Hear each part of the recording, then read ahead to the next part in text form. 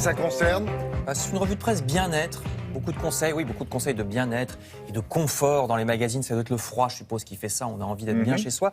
D'abord, verdissons nos intérieurs, puisque dehors, la nature est au repos, il n'y a plus de verdure. Donc on en profite pour redécorer nos intérieurs avec des plantes vertes. Déco indémodable, nous dit le magazine Calme, puisqu'il y a un magazine qui s'appelle Calme. Ah bon? Oui, ça s'appelle comme ça. Magazine qui vous propose des idées plutôt de plantes grasses. Vous voyez en l'occurrence des palmiers, des cactus, des aloe vera, tout un dossier déco de ce magazine qui, vous le voyez, prône une décoration, alors pas seulement de plantes, hein, une décoration très maison de campagne. Vous voyez, c'est très reposant et original après des années de design où il fallait, vous savez, tout peindre en mauve et en taupe avec des étagères en mélaminé d'une marque suédoise. Là, la tendance change, visiblement. C'est curieux, chaque marche a un papier peint? Ouais, je trouve que c'est génial comme idée. Bon? Ah ouais, non, vous n'aimez pas. Bon. D'abord, je m'étonne, je regarde. Oui, c'est-à-dire qu'on ne dit pas je n'aime pas, on dit comme c'est original. Non, voilà. Oui, c'est ça, comme c'est intéressant.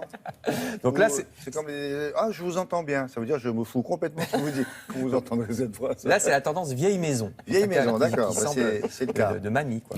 Voilà. Besoin de campagne qu'on retrouve aussi dans un autre journal, le magazine Psychologie positive, bimestriel, qui se demande si le cerveau des citadins est différent de celui des campagnards. Et oui, selon l'université de Heidelberg en Allemagne, il y a une différence. Ils ont étudié des radios du cerveau de gens qui vivent dans des villes, c'est-à-dire la majorité des gens, et d'autres qui vivent dans les villages. Et ce qu'on appelle les circuits d'alerte sont beaucoup plus développés chez les citadins. C'est une région qui s'appelle l'amygdale. On va la voir, les amygdales, s'il y en a deux. C'est pas les amygdales dans la gorge, hein, ça s'appelle aussi les amygdales, mais c'est un siège des émotions. C'est une zone qui permet aux citadins de faire attention aux voitures, pas se faire écraser, repérer un agresseur dans la foule. Ça, c'est un cerveau? Par-dessus.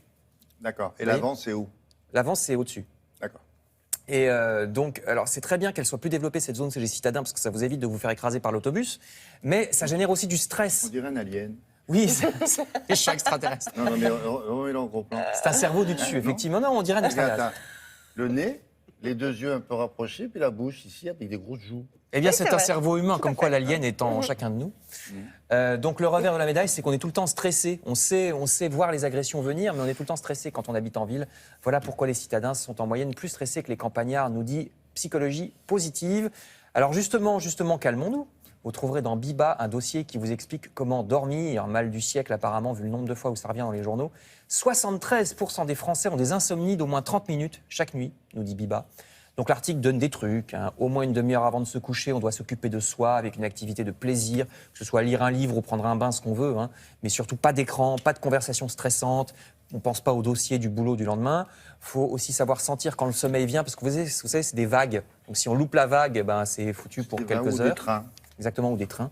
On dîne ni trop ni trop peu, parce que si on dîne trop, bah, la digestion sera laborieuse. Si on dîne trop peu, on sera réveillé par une fringale au milieu de la nuit. Donc, plein de petits trucs dans Biba.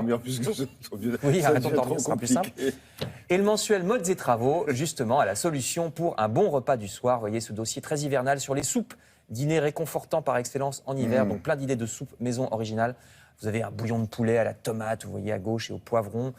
C'est facile à faire en plus, hein, les soupes, on met tout dans l'eau, on fait mijoter. Les deux autres sont des soupes mixées au salsifis, au bacon, à la crème citronnée, à la citrouille, à la coriandre, etc., etc. Je termine avec une toute dernière appétissante soupe. Vous voyez, à gauche avec du lard, du chou, et puis une soupe orientale qui vous plaira beaucoup à droite avec de la carotte et plein d'épices. Voilà, c'est dans Modes et Travaux. Ah oui, c'est bien ça. Parfait.